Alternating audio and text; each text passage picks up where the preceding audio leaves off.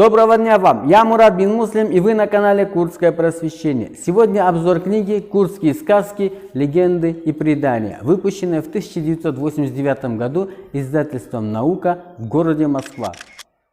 В 1989 году курдские сказки, легенды, притчи и забавные истории впервые издаются с такой полнотой.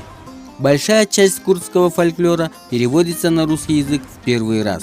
Перевод сопровождается комментарием и типологическим указателем сюжетов для широкого круга взрослых читателей.